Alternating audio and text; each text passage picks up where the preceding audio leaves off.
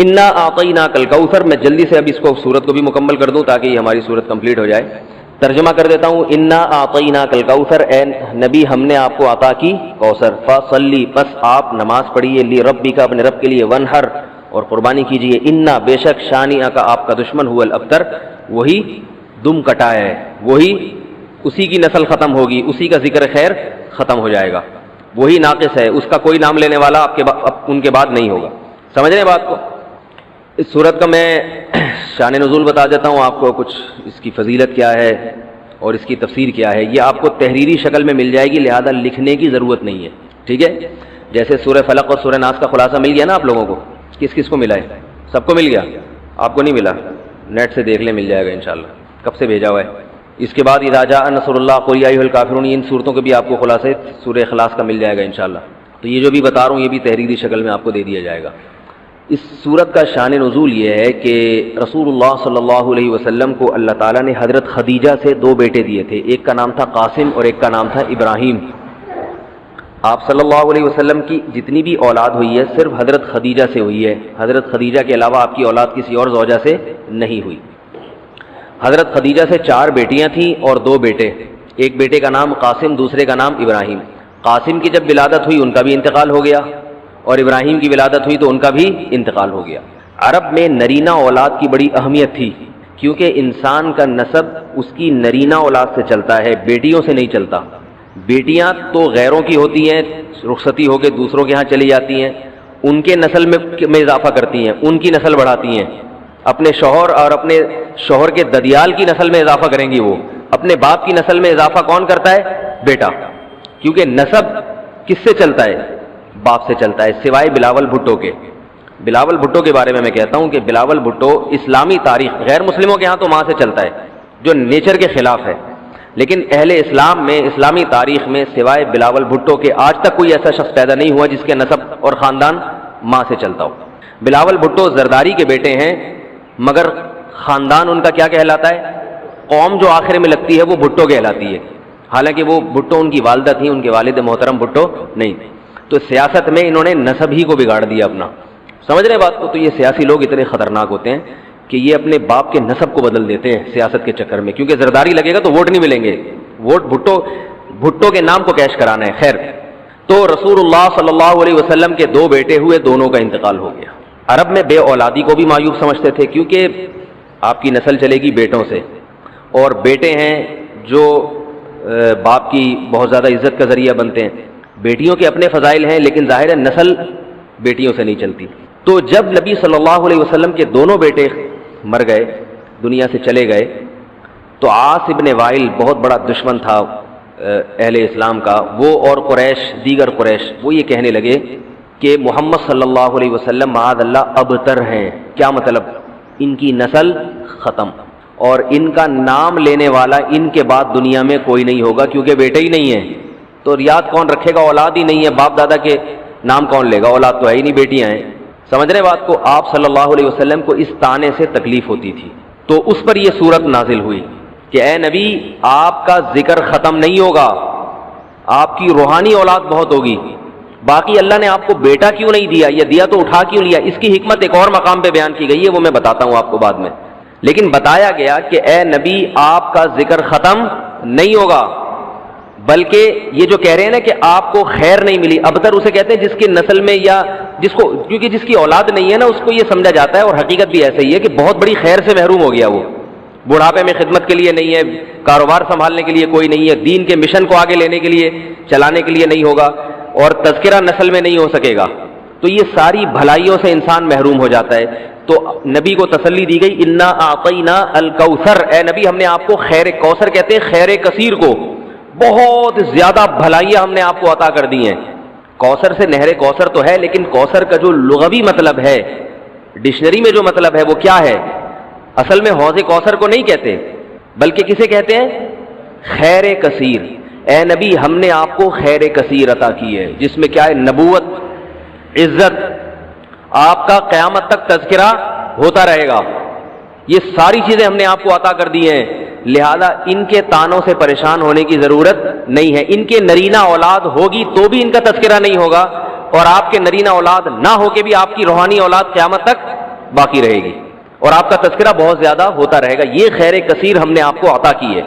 پھر اسی خیر کثیر میں سے ایک خیر حوض کوثر بھی ہے، جس کا نام کوثر اس لیے رکھا گیا کہ وہ ایک پانی کی نہر ہے جو نبی صلی اللہ علیہ وسلم کو قیامت کے دن دی جائے گی، اور آپ صلی اللہ علیہ وسلم خود بھی اس سے پئیں گے اور اپنے امتیوں کو بھی اس سے پلائیں گے. اس پانی میں بھی اللہ نے خیر کثیر رکھی ہے. وہ خیر کثیر کیا ہے وہ ابھی انشاءاللہ میں بتاؤں گا. تو اس کا مصداق یعنی یہ آیت منطبق ہوتی ہے حوض کوثر پر بھی. ٹھیک ہے، تو یہ تو اس کا شان نزول ہے کہ اللہ نے بتا دیا کہ یہ جو آپ پر طنز اور طعنے کر رہے ہیں یہ لوگ ہیں جن کی نسل ہے ختم ہونے والی. ان کا نام لینے والا کوئی بھی نہیں ہوگا. بڑے بڑے سرداروں کے نام تو لیا جاتا ہے ان کا آج، لیکن اچھے جذبے سے نہیں لیا جاتا. ان کا نام برائی کے طور پہ لیا جاتا ہے.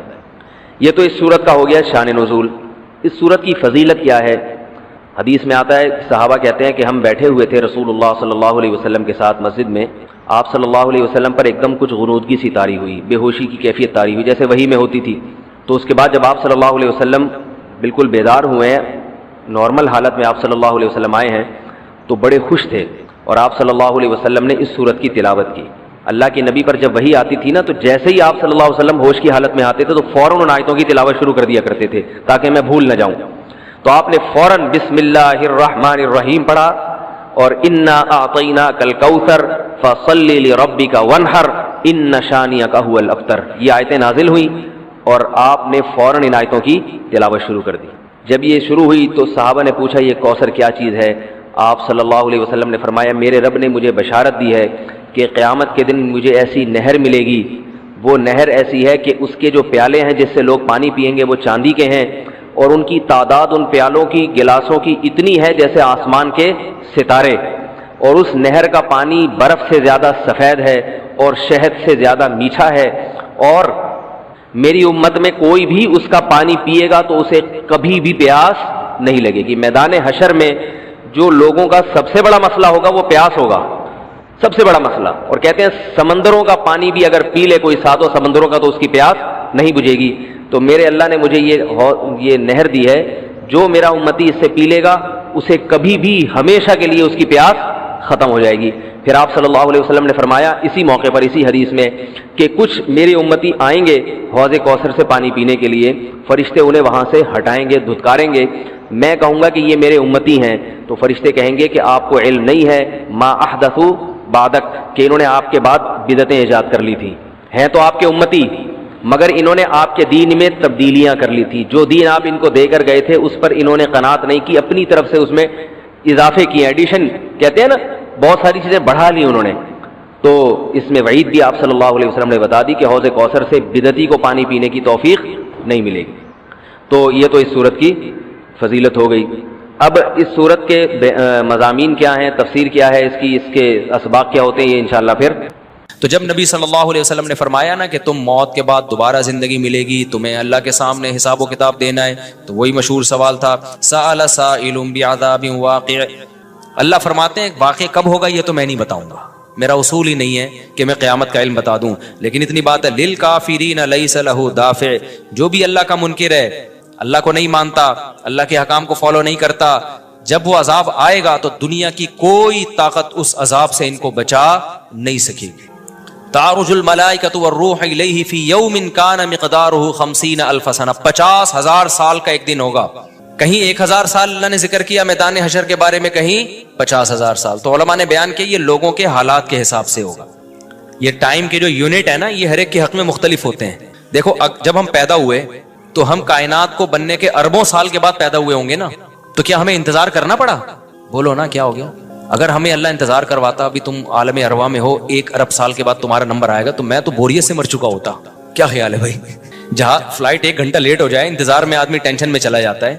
لیکن ہم تو جب آئے تو ہمیں تو لگا کہ کائنات کی ابتدا آج سے ہو رہی ہے جب ہم نے ہوش سنبھالا، کیونکہ ہمارے وہ یونٹ جو تھے نا، جو وقت کی اکائیاں ہیں، وہ ہمارے حق میں اسٹارٹ ہی نہیں ہوئی تھی.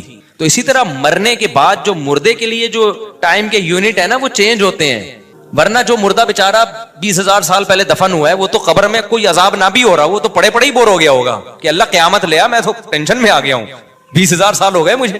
تو اس کو تو ایسا نہیں لگے گا کہ 20,000 سال ہو گئے. وہ جب دوبارہ اس کو اللہ تعالیٰ اٹھائیں گے تو نیک لوگوں کو تو لگے گا ابھی ہم سوئے تھے اور ابھی ہمیں کسی نے آ کے اٹھا دیا. جیسے گہری نیند میں جب انسان سوتا ہے کئی گھنٹے بعض دفعہ سوتا ہے, کوئی آ کے اٹھائے تو اس کو لگے گا یار ابھی تو میں سویا تھا, ابھی آپ نے اٹھا دیا ہمیں. تو سوتے ہوئے آدمی کے ٹائم کے یونٹ الگ ہوتے ہیں, مرنے کے بعد کے ٹائم کے یونٹ الگ ہوتے ہیں, عالم ارواح کے الگ تھے. اور بعض تو یہ بھی میں نے سنا ہے کہ دوسرے سیارے پہ آپ چلے جائیں نا زمین کے علاوہ تو وہاں بھی ٹائم کے یونٹ چینج ہو جائیں گے. تو اسی طرح آخرت کے ٹائم کے یونٹ بالکل الگ ہے. ایک دن 50,000 سال کی, دنیا کا جو 50,000 سال ہے نا وہ وہاں کا ایک دن ہوگا. کسی کے حق میں 1,000 سال, کسی کے حق میں 50,000 سال. یہ وہ ہے جب حساب و کتاب جس میں ہوگا. تو اللہ نافرمانوں کو عذاب سے پہلے نا حساب و کتاب کا عذاب دیں گے. اللہ ہم سب کو اس عذاب سے محفوظ رکھے, جس کو قرآن نے ایک جگہ بیان کیا, یجعل الولدان شیبا, وہ ایسا دن جو بچوں کو بوڑھا کر دے. ایسا دن یفر المرء من اخیہ, انسان اپنے بھائی سے دور بھاگے. اس لیے بڑے بڑے اللہ والے وہ جہنم سے زیادہ پناہ مانگا کرتے تھے میدان حشر کی سختیوں سے. جہنم تو اس سے زیادہ سخت ہے, لیکن میدان حشر کوئی کم چیز نہیں ہے, وہ کوئی کم عذاب نہیں ہے. تو اللہ فرماتے ہیں کہ 50,000 سال کے برابر ایک دن ہوگا. فاصبر صبرا جمیلا انہم یرونہ بعیدا. جب مشرک بار بار کہتے بھائی چھوڑو ابھی لے آؤ نا ابھی لے آؤ, تو نبی صلی اللہ علیہ وسلم کو پریشانی ہوتی کہ بھئی اللہ وقت بتاتا کیوں نہیں ہے, بتا دے تاکہ میری جان چھوڑیں یہ لوگ. تو اللہ نے پیغمبر صلی اللہ علیہ وسلم کو تسلی دی, فاصبر صبرا جمیلا, اے نبی آپ صبر جمیل کریں. صبر جمیل وہ صبر ہے جس میں ذرا بھی شکایت نہ ہو. انہم یرونہ بعیدا, اے نبی یہ لوگ سمجھتے ہیں اس کے آنے میں بہت ٹائم ہے, لاکھوں کروڑوں سال ہیں. ونراہ قریبا, جبکہ ہم دیکھ رہے ہیں بس آنے والی ہے. کیوں؟ جب آپ مر گئے نا, ابھی دیکھو ہو سکتا ہے 1,000 سال باقی ہوں قیامت آنے میں, ہو سکتا ہے 20,000 سال باقی ہوں, لیکن ہمارے مرنے کے بعد ہمیں نہیں لگے گا 20,000 سال. ہمیں تو ایسا لگے گا ابھی ہم مرے تھے اور اتنی جلدی اللہ نے قیامت قائم کر لی. تو ہمیں تو اپنی موت کے حساب سے چلنا ہے بھائی. ہمیں کیا پتا کہ ہمیں کیا کرنا ہے اس سے کہ 50,000 سال بعد قیامت آئے یا 1 کروڑ سال بعد آئے.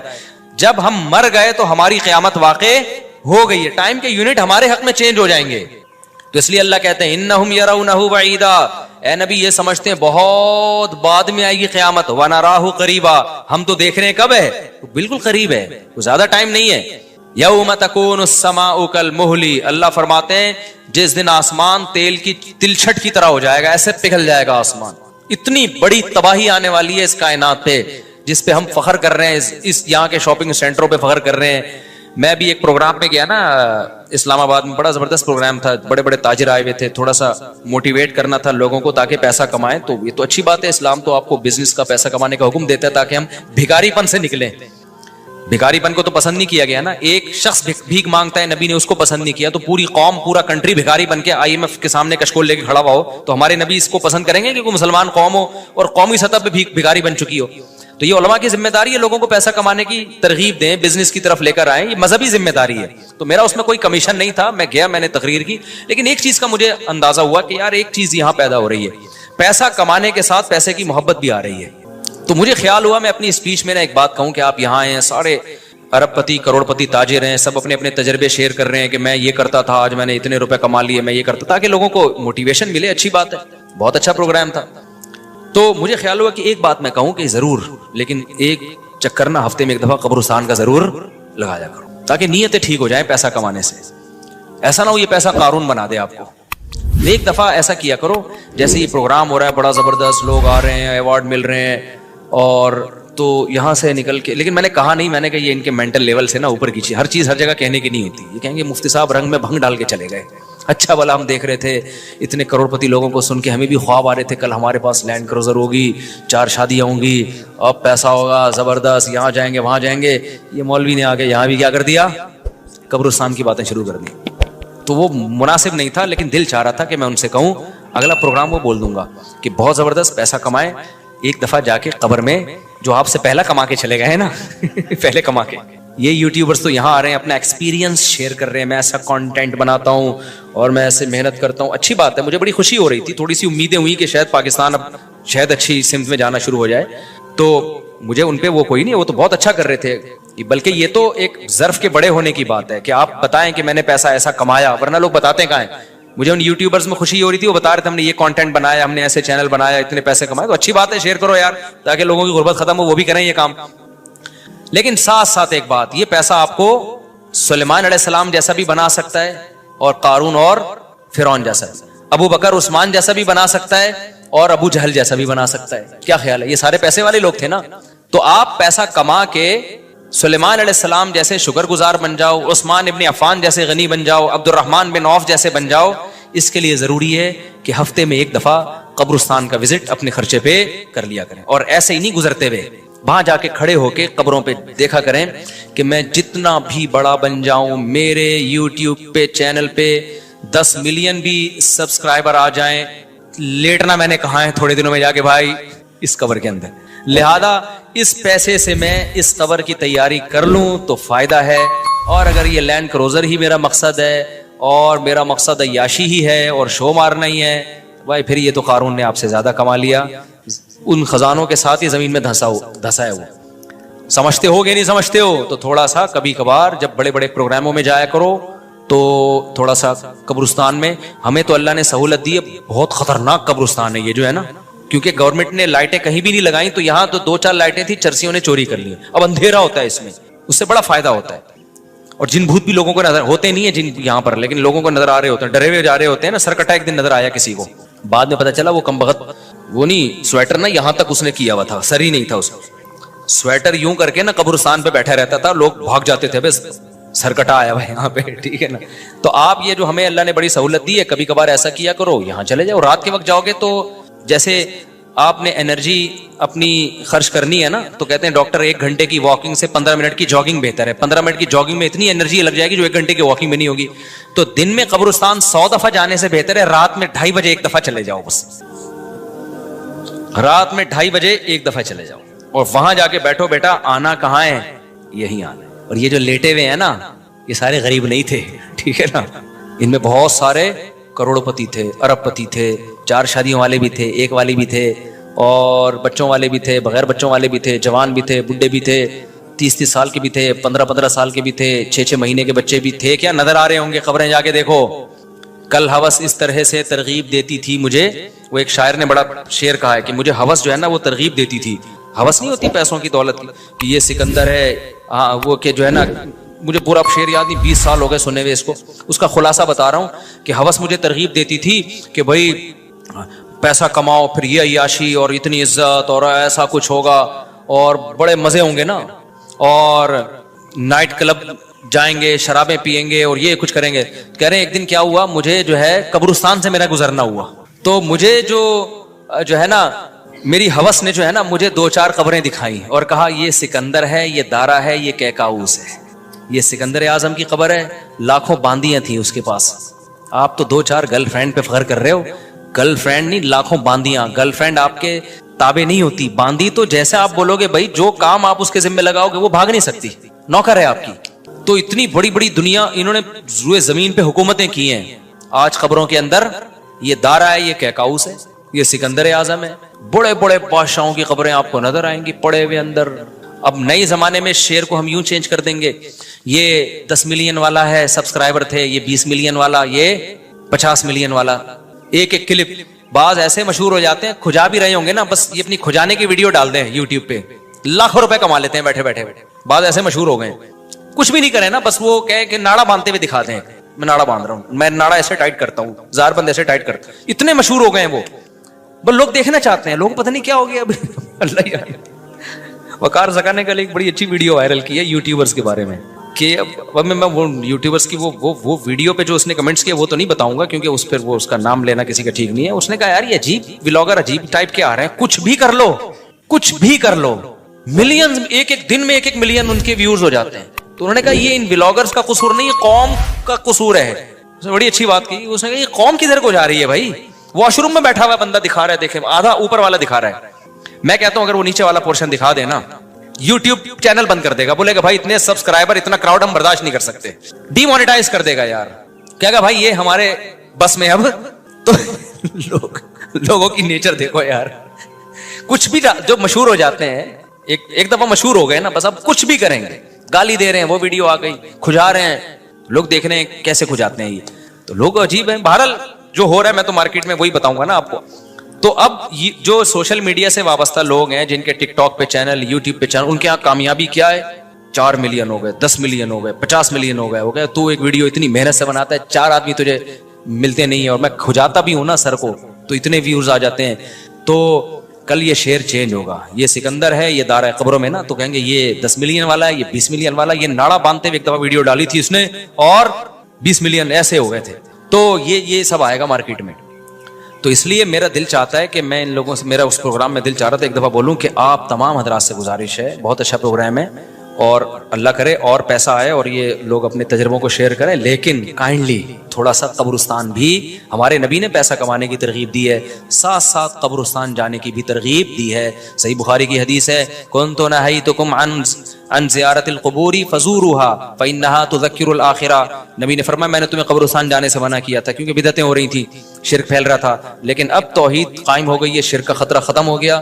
फरमाया फ़ज़ूरूहा, कब्रिस्तान जाया करो क्योंकि इससे आखिरत याद रहती है। इंसान अपनी औकात में रहता है, अपनी औकात से बाहर निकलने की कोशिश नहीं करता। तो अल्लाह मियाँ भी फरमा रहे हैं तुम उसको बहुत दूर समझ रहे हो, हम समझ रहे हैं बहुत करीब है। और ये जितनी रंगीनियां इस कायनात की नजर आ रही है ना, ये सब टूट फूट के मिट्टी होने वाली है, बराबर होने वाली है। तो यौम तकूनुस समाउ कल मुहल व तकूनुल जिबालु कल अहन। इतने बड़े बड़े पहाड़ अल्लाह कहते हैं रुई की गालों की तरह उड़ेंगे।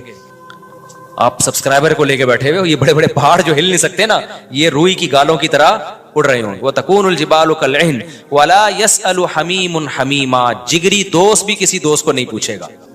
तो अगले हफ्ते इंशाअल्लाह यहां से मैं आगे से शुरू करूंगा ताकि ये सूरत हमारी खत्म भी हो। अल्लाह ताला हमें मौत से पहले पहले ना तैयारी की तौफीक अता फरमा दे। दुनिया कमाओ जरूर भाई, इतना फ्री ना कराओ जितना हम दुनिया को फ्री करा रहे हैं, इतना कराओ जितना यहां पर रहना है। अल्लाह ताला समझने की, अमल की तौफीक अता फरमाए।